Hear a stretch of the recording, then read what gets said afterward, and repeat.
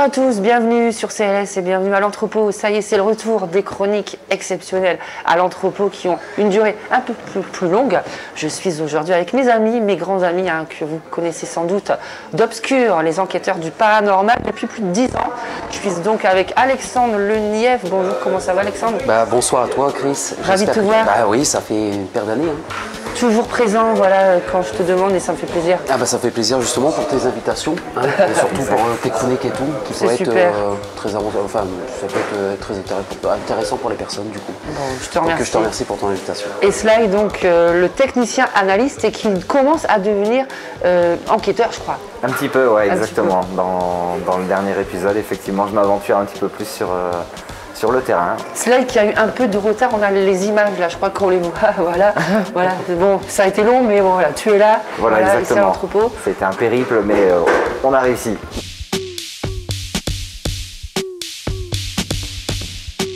Bah, 10 ans, c'est pour nous énorme, parce qu'on est passé par de lieux historiques comme le théâtre de la Dame en Rouge, plus précisément le théâtre de Monsigny pour les Boulonnais. On s'en souvient tous, c'était incroyable. Incroyable. Plus de 200 personnes dans la salle, en présence de M. Cuvillier, où ça a été pour nous très enrichissant. Mais il y a le commencement de toutes ces ouvertures de portes, qui est pour nous le théâtre. Le théâtre qui suit après par la suite l'événement, le théâtre de la Dame en Rouge, où là vraiment, quand moi et cela on s'est regardé, on s'est dit ok, c'est ce qu'on veut faire. C'était en 2019. 2019, ouais. Le 27 octobre 2019, lors de la diffusion, le jour de ton anniversaire. C'est ça. Beau cadeau. Ouais, c'était un beau cadeau, ouais, c'est clair. C'était un cadeau stressant. C'était stressant, ouais, mais ça s'est super bien passé. Ce qu'on a eu la chance, c'est de pouvoir voir des gens de venir de Belgique, de Bordeaux, il y en a qui sont venus de Bretagne. C'était. Ouais.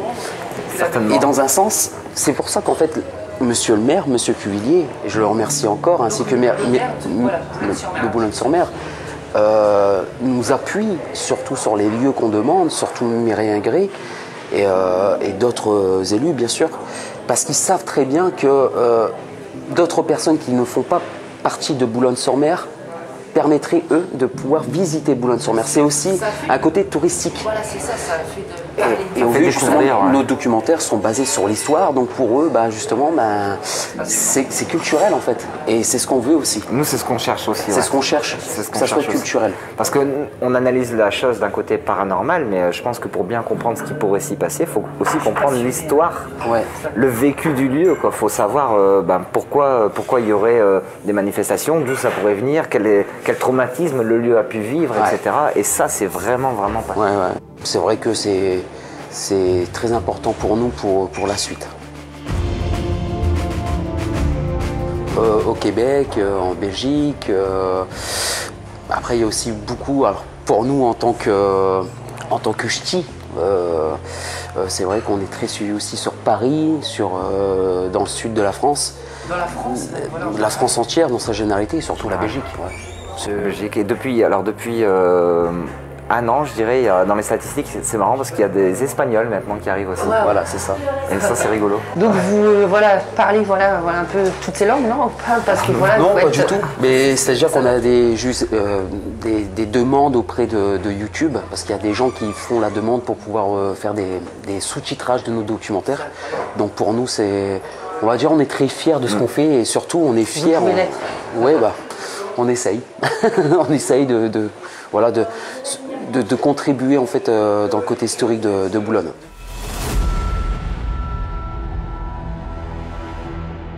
Si je parle toutes pages confondues entre Facebook, TikTok, Instagram, YouTube, on tourne entre 50 000 et 60 000 abonnés. À peu près, ouais. Bravo. Donc voilà, est-ce que vous vous attendiez à ce qu'il y ait autant de monde qui vous suivent dans vos aventures? Je sais pas ce que tu peux... Moi, c'est un peu spécial parce que moi je suis arrivé pas tout à fait au début, je suis arrivé un tout petit peu après. Je m'en souviens. Je suis arrivé un tout petit peu après et au départ, en fait, moi je me souviens très bien que quand je suis arrivé, Obscur était à 6 000 abonnés à peu près. Ouais. C'était pas grand chose. Ce qui est déjà bien. Mais non, c'était déjà très bien. C'était quand même la salle de la Libération. C'est vrai. C'est vrai. Et du coup, moi, je suis arrivé là et en fait, on a vu l'évolution ensemble, donc on a du mal à se rendre compte, en fait, en vrai, je pense. Parce que pour moi, on est toujours au point de départ. On essaie de faire un truc, on essaie de le faire bien. Passionnément. Ben voilà, en fait, c'est tout. Et c'est vrai qu'aujourd'hui, il y a de plus en plus de monde et c'est dur de s'imaginer quand même. Hein, parce que là, c'est vrai que 50 000 aujourd'hui, on se dit quand même c'est un stade de France. Un stade, non, c'est ça. C'est un stade de France, quoi, carrément, quoi. Donc on se dit, ouais, c'est quand même pas mal, quoi. Mais on a du mal à se rendre compte, en fait, réellement, quoi. Après, moi, ce que je trouve important, c'est quand il y a des gens qui nous témoignent en fait qu'on les a aidés en fait quelque part à aller mieux dans leur vie en fait. Des gens qui ont par exemple subi un décès proche ou quelque chose comme ça et des gens qui vont donc pas bien et en fait de par notre travail on les aide en leur faisant comprendre peut-être que quelque part la personne elle est dans un lieu où elle va bien, que tout n'est pas fini, etc. Et ça il y a énormément de gens que ça aide vraiment en fait dans la vie et ça pour moi le plus important c'est de se dire en fait on aide. C'est ce que vous demandez en fait. C'est ça, puis aussi on apporte aussi une certaine théorie du paranormal parce qu'on fait notre propre théorie.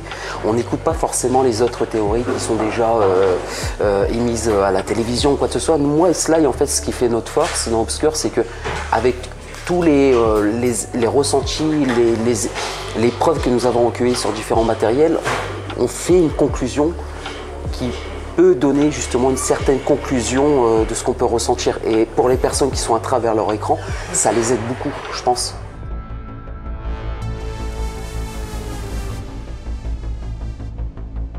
Il y a deux questions en fait en vrai. Parce qu'il y a le côté organisation et le côté technique. Donc là, c'est vrai que... Alors, côté technique et aussi quand même le côté tournage. C'est-à-dire qu'en fait, on tourne que la nuit, donc oui et non. Parce qu'en fait, dans Obscur, on aime bien faire des interviews, par exemple. Donc ça, c'est fait la journée. Il y a des plans, en général, pour mettre en valeur le bâtiment. Alex fait des très beaux plans de drone. Là, vous allez voir dans le dernier épisode qui va sortir, les plans sont magnifiques. Après, d'ailleurs. Là, les plans sont vraiment top du top. Donc tout ça se fait la journée. Avant l'enquête du soir, il y a toute la préparation technique qui prend quand même plusieurs heures, qui se fait donc en général en fin d'après-midi. Donc tout ça, c'est toujours encore la journée. Et en fait, la nuit, c'est vraiment l'enquête en elle-même. L'enquête en elle-même, ça représente pas tout le tournage, c'est une partie de tout ce qui représente le tournage, mais ça se fait la nuit. Voilà. Et le reste, c'est vraiment tout en journée quand même. Ouais. Les gens qui regardent les documentaires d'Obscur, justement, ils se disent mais c'est seulement qu'une nuit et qu'un petit bout de la journée. Mais souvent, en fait, nos documentaires prennent des jours, voire même des semaines. C'est-à-dire, par exemple, je t'en parlerai après par la suite de la question. Mais justement, nous, quand ils parlent d'interview, c'est justement déjà 8 heures déjà entamées dans la journée. Et au soir, on renchaîne avec l'enquête. Donc déjà, psychologiquement, on a déjà plus de 12 heures. Plus de 12 heures, plus de 16 heures même de programmation, de préparation. Parce qu'après, il y a l'installation. Et c'est vrai qu'après, Sly fait ses installations techniques et tout. Moi, je suis plutôt dans le visuel. Parce qu'au niveau des plans, c'est une fonction du ressenti, parce que je ne mets pas une caméra par hasard, en fait, c'est en fonction s'il y aurait un potentiel passage. Je visualise, en fait, je me mets à la place de l'entité. S'il devrait se manifester, comment il devrait faire. Comme une enquête policière, en fait. C'est dans un sens se mettre à la place de quelque chose. Et d'ailleurs, c'est toujours fait mouche, et je touche du bois. Que ça que ça continue parce que pour l'instant nos preuves sont plutôt satisfaisantes.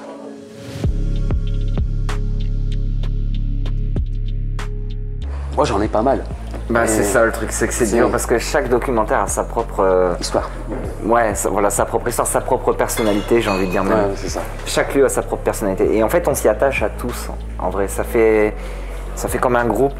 Ouais, c'est ça. Surtout qu'on s'aperçoit parfois que même il y a des trucs qui sont liés entre eux au niveau historique, etc. Depuis le théâtre. Et en fait, tout c'est des branches à chaque fois, en fait, exactement. C'est tout des branches. Et du coup, c'est une famille en fait. En gros, on a l'impression que tous les lieux qu'on va voir font partie d'un même groupe. Et alors, il y en a, qui nous ont marqué peut-être un peu plus. Ouais. Mais ils sont tous pour nous importants quand même. Un enquêteur a toujours peur. Si un enquêteur n'a pas peur, c'est qu'il n'a pas la foi d'y croire. Ouais. Puis moi, c'est toutes les 5 minutes, du coup, donc... En fait, c'est ce qui fait ce duo exceptionnel. Enfin, pour moi, un duo exceptionnel. T'as le mec, moi, qui, même s'il y a un affront négatif, j'y vais. Là, tu as Sly qui est un peu plus réticent, un peu plus peureux. Mais techniquement, c'est deux, on va dire, deux caractères parallèles. C'est-à-dire qui se rejoignent finalement. Parce que justement, il y a toujours une question d'équilibre. Et cette question d'équilibre permet d'avoir les plus beaux, enfin pour moi, les plus beaux résultats. Parce que pour moi, c'est des vrais résultats. Je pense que pour moi, l'enquête qui m'a un peu terrifié, parce qu'en fait, on est. Oui, un enquêteur a toujours peur. Si quelqu'un me dit qu'un enquêteur n'a pas peur, c'est un menteur. C'est pas possible. On ne sait pas comment je peux te dire ça. Un enquêteur ne sait pas gérer de l'énergie, ne sait pas contrôler de l'énergie. On ne peut pas. Donc, c'est-à-dire qu'on va dans le néant, on va dans un affront qui est invisible. On ne sait pas si c'est positif ou négatif. Et le truc, c'est qu'on peut être confronté à des choses que malheureusement, ça peut nous faire du mal. Il y a des gens qui y croiront pas et je respecte. Mais comme je dis toujours, il faut le vivre pour y croire. Moi, au théâtre, il y a un Cartésien qui a vécu cette enquête où il est reparti scotché. Scotché et il s'attendait pas du tout parce qu'il entendait des prénoms où c'était très familier ou que lui seul savait. Moi, pour moi, si je peux te répondre à tes questions en fonction du documentaire qui m'a le plus marqué, moi, il y en a 3. Le château de l'Enfant Loup. Ah oui. Où j'étais enfermé dans une tour avec Jérémy Boulanger. D'ailleurs, qu'on avait fait un gros bisou. Un gros bisou. Parce que ça a été un caméraman qui a duré, qui est resté dans les... Courageux. Très courageux. Qui est resté dans l'équipe depuis plus de 4 ans. Où il a vécu quand même des choses extraordinaires. Ouais. Et voilà, pareil aussi, il y a eu ces moments de captation où vraiment on a ressenti des choses, où on a entendu ce fameux maman en fait, qui a fait grand débat. Putain, c'est quoi ça? Hey, c'est là que je voulais descendre hier avec Jean. Maman. Et d'ailleurs que techniquement, de nos jours, je n'arrive toujours pas à l'expliquer. Alors lui, cela, il arrive peut-être plus à l'expliquer parce qu'il y a des bagages scientifiques. Il y a des explications rationnelles qui peuvent exister en fait. C'est ça. Mais on l'explique d'ailleurs à la fin de l'épisode, hein, dans l'interview. Enfin, je fais une petite vidéo où j'explique, mais rationnellement, ça peut être explicable. C'est vrai que c'est toujours pareil, c'est le timing, la synchro du calendrier qui est vraiment très particulière à ce moment-là. Et d'ailleurs, ce qui est drôle, c'est que tu peux donner toutes les explications rationnelles que tu veux à Jérémy. Jérémy, lui, sera toujours, je pense, convaincu. Ah non, mais Jérémy sera toujours convaincu que c'était un vrai enfant qui disait maman. Lui, Jérémy, lui, il est... Bah toi aussi, hein, parce qu'on l'a vécu. Après, il peut donc y avoir une explication, peut-être. Mais en tout cas, c'est vrai que vous deux, vous êtes vraiment convaincus. Donc c'est ça, tu vois, il y a tout un concours de circonstances, un environnement qui fait que c'est explicable, mais quand même, de par l'environnement, c'est quand même un peu particulier, quoi, tu vois, la situation, quoi. Maman. Et mon 3e lieu, c'est la mairie du Portel, qui s'intitule The Devil Town Hall, ce qui veut dire en français la mairie du diable. Et pourquoi? Parce que j'ai vécu... alors, si je dis le terme, les gens ils vont rire. La semi-possession. Mais je vais pas dire une semi-possession, parce qu'on n'est pas dans un film exorciste. Je dirais plutôt l'incorporation. Je pense que j'ai été victime d'une manipulation énergétique, où on me faisait faire des choses qui n'étaient pas moi-même. Donc ça va? T'avais l'air d'être pu être là, gros. Je sais pas. Et elle est où la SB7? Bah tu l'as oublié là-bas. Je me suis dit, il part sans SB7. Tu l'as oublié sur le carton, gros. Quand il a posé la spirit box, il est plus là, tu vois. Il a regardé tout le temps par la fenêtre. Tu vois, il était comme ça tout le temps devant la fenêtre. Il se demandait, je sais pas, surveiller quelque chose, on dirait. Carrément une absence, quoi. Une absence, ouais, très vaguement. Très vaguement. C'est ça qui est terrifiant. Comme s'il était sous hypnose, parce qu'on a déjà fait cette expérience justement. Tout à fait. D'hypnose. Et en fait, c'était assez similaire. C'est-à-dire qu'il a des brides de souvenirs, comme si c'était dans un rêve. C'est ça. Il se souvient pas réellement de ce qui s'est passé. Quand j'ai vu les images, ça m'a terrifié, clairement. J'ai hésité même de le diffuser, tellement que c'était... C'était choquant pour bah, c'était choquant, parce que nous on est, dans nos enquêtes, on est très crédibles. Et nous, on cherche pas à avoir du buzz ou quoi que ce soit. Parce que nous, un documentaire, on le sort une fois par an. Parce qu'on aime bien que ça soit bien expliqué historiquement, et que voilà, les preuves soient analysées à 100% et non pas 60%, mais 100%. Chaque minute, chaque seconde doit être analysée. Et le truc, c'est que si... quand tu passes à un documentaire qui est très rationnel, un documentaire où tu commences à avoir de l'incorporation et tout, les gens ils ont du mal à y croire. Donc j'ai hésité de le mettre ça tellement que c'est... Et après, bon, mais ça m'a... Ça t'a... Ouais, techniquement marqué. Parce que là, à ce moment-là, on a compris sur la propre théorie, moi et Sly, ce duo qu'on est, c'est cette transmission de pensée. Ouais, ça c'était... Alors ça c'est incroyable. Alors je sais pas si Sly tu peux expliquer, mais ça c'est un événement que techniquement, rationnellement, je peux pas l'expliquer. En fait, la nature est très bien faite. En fait. C'est ce qui fait encore plus le charme du... Ben, c'est ça. Parce qu'il savait que Sly, moi j'étais en danger, il n'y avait pas de caméra de sécurité. Non, on n'avait pas de son. En fait, lui, il était tout en haut dans le clocher, là, où il était tout seul, quoi, du coup, dans ce donjon, quoi, dans cette tour. Et nous, on était tout en bas. Et en fait, là, il n'y a pas de caméra, en tout cas pas de caméra câblée qui vont jusqu'au QG. C'est-à-dire qu'il y avait une caméra qui le filmait, mais c'est une caméra qui enregistrait sur une carte, c'était pas câblé. Et il n'y avait pas de retour son non plus, j'avais pas de micro à cet endroit-là. Et il est resté un petit moment, et c'est vrai qu'on le voit dans l'épisode, à un moment donné, moi, si tu veux, c'est bizarre, je ressens, mais c'est vraiment curieux parce que c'est la première fois que ça m'arrivait, comme si des gens me chuchotaient à l'oreille. Et d'ailleurs, on voit dans l'épisode, plus d'une fois, je me retourne comme ça, j'ai l'impression qu'on me parle. Et je trouve ça très bizarre. Et à un moment donné, je me lève d'un coup et je dis il faut aller le chercher maintenant. Et je sens qu'il y a un problème. Et je sais pas, genre 30 secondes après, il prend le talkie et en fait il nous appelle en disant venez me chercher, venez. Et en fait j'étais en train de me lever, parce qu'en fait je me suis levé et je me suis dit il faut que je prenne une caméra. Et j'ai demandé une caméra, puis en fait, attends, elle est où, faut remettre une batterie. Et le temps de faire ça, il a appelé à l'aide. Ah, est-ce que... Waouh! Est-ce que c'est vous qui me touchez? Oh! Et je l'ai senti à cet instant précis, de se dire c'est maintenant qu'il faut y aller, il faut aller le chercher. Et ça on se l'explique pas. Mais pour généraliser justement tout ce qu'il vient de dire, franchement, ce lieu-là m'a techniquement choqué. Quelle enquête, comme tu as posé tout à l'heure, était la plus marquante, entre guillemets? Moi j'aurais répondu le théâtre forcément parce que c'est un peu le départ de tout. Mais aujourd'hui je change un peu d'idée parce que pour moi le château Calonne, là, quand même, pour moi ça a été chaud. Ça a été pour moi ça a été très très chaud. Pardon? Démon? Ouais. Démon? Ouais. Démon? Vous avez... Oh, j'ai entendu un grognement. En gros. Tu l'as entendu, gros? Attends, vas-y, c'est bon. Non, vas-y. Reste. Je l'ai entendu de là, quoi. On l'a tourné il y a plusieurs mois quand même. Bah ouais, il y a quelques mois. Ouais, il y a quelques mois. J'avais cru voir sur votre page. Et suite à d'autres organisations, en fait, on a dû... Puis on a sorti le Fort d'Alprey. On a sorti le Fort d'Alprey, qu'on a fait aussi une diffusion sur grand écran, dans la salle Yves Montand. Merci d'ailleurs. On remercie monsieur Olivier Barbarin. Exactement. Et c'était un super lieu. Le Fort d'Alprey, c'était vraiment une enquête exceptionnelle. Très spéciale. Très spéciale, ouais. En fait, il y a eu 4 enquêtes en fait, qui a été faites. Il y a un peu plus de 80 heures qui a été tourné dans ce lieu, que ce soit de journée et de nuit. Donc ça a été très dur pour nous. Où on a fait venir un humoriste. On a fait venir un hypnotiseur.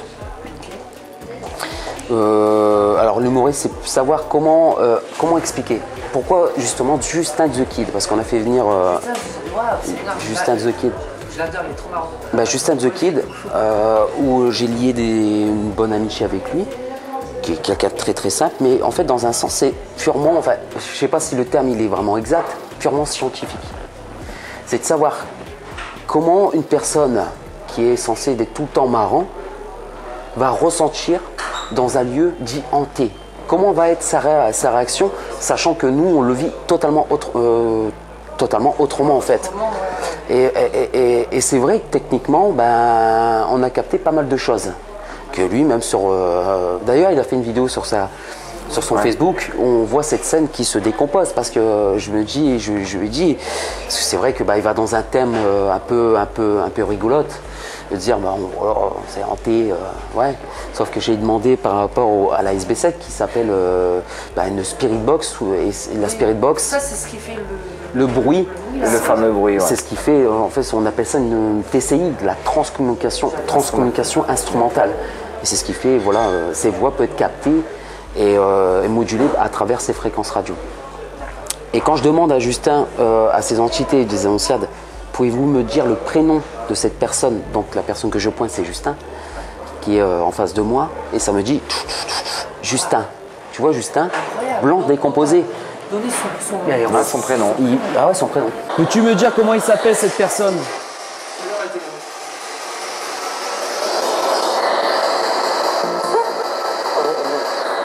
J'ai entendu Justin. Et il repart quand même un peu. En fait, c'était rigolo parce qu'au début, il faisait un peu le comique. Bah oui, c'est ça. Il était vraiment dans son personnage et tout. Et d'ailleurs, on le voit quand il dit on dit pain au chocolat ou chocolatine. Je te poser une question. On dit pain au chocolat ou chocolatine? J'aimerais bien avoir sa réponse sur ce sujet. Donc au début, il était vraiment comme ça. Et en fait, à un moment donné, ça l'a. Et en fait, il a été beaucoup plus à l'écoute quand même après. Hein. Ouais. Après, il était beaucoup moins à sortir des vannes. Il n'en sortait plus d'ailleurs.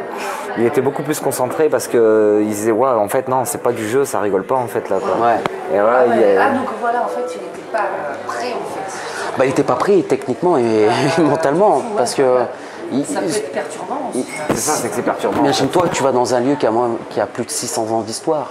Il y a eu du monde qui a vécu, qui sont morts. Et d'ailleurs, des bonnes sœurs, ils ont été enterrés dans le sous-sol. Hein.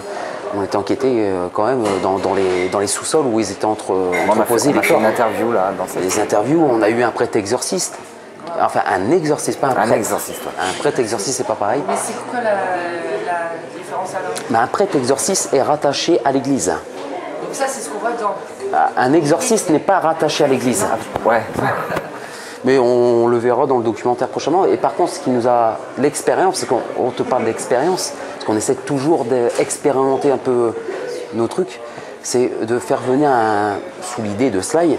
Mais il me dit comme ça un jour, mais la veille de l'enquête, il me dit, le jour même, il me dit, Alexandre, si on fait venir Horus, c'est quand même un des grands hypnotiseurs du Nord-Pas-de-Calais, et on lui fait de gros bisous s'il voit cette vidéo, où on voulait se mettre en condition d'hypnose, de savoir comment on va ressentir sous les effets de l'hypnose. C'était intéressant, ouais. L'idée c'était de se dire, est-ce que sous hypnose, on peut décupler les sens et du coup être beaucoup plus au taquet sur les ressentis.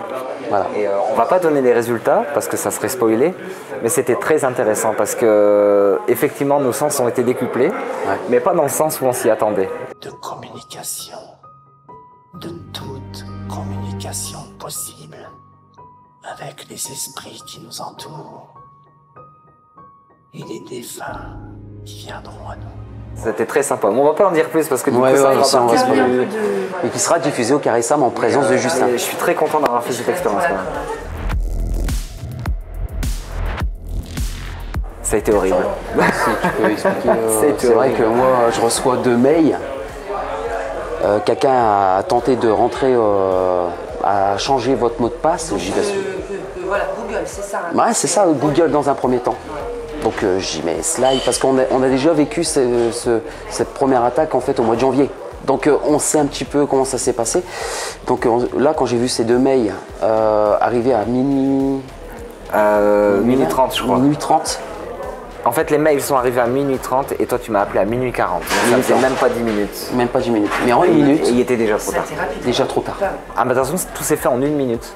En fait, on a eu, après l'historique des trucs, il y a eu 10 ou 11 opérations. Alors, quand je dis opération, c'est changement de mail, changement de mot de passe, changement de numéro de téléphone. C'est ce qu'il fallait. Bah ouais, et en fait, les 10 opérations ont été faites en moins d'1 minute. Alors, en fait, on en parle du coup. Vas-y. Allez, on en parle. Exclusivité céleste. Voilà, exclusivité céleste. On va faire le Château Musée très prochainement. Donc, il y a de la matière en fait. Ouais, c'est ça, le waouh et les bons termes, quoi. Les bons termes. Il y a de l'histoire, puis surtout, il y a beaucoup d'objets. D'objets, ouais. Il y a beaucoup d'objets, dont des Bah, trucs... il y a les momies, il y a quand même ouais. 4 histoires différentes. Tu as quand même les gallo-romains dans les sous-sols, ou les anciennes routes gallo-romaines. Tu as t'as les prisons et tout à l'époque. Premier étage, tu as l'Égypte ancienne, si je ne me trompe pas. Donc tu as la momie, tu as tout. Et au troisième étage, tu as tout ce qui est les masques, masques africains, etc. Voodoo, tout. Ouais, voilà, de tout. Et au quatrième étage, c'est les tableaux. Donc mais il ne faut pas oublier aussi que là, on parle juste simplement de ce qui est entreposé dans le lieu. Après, il ne faut pas oublier que dans la cour, il y a eu des soldats qui ont été assassinés. Il y a eu toute une histoire où il ne faut pas oublier que le château-musée est l'épicentre de Boulogne. C'est l'un des lieux les plus anciens de Boulogne. La première pierre qui a été... la première pierre qui a été posée sur Boulogne, c'est le château-musée.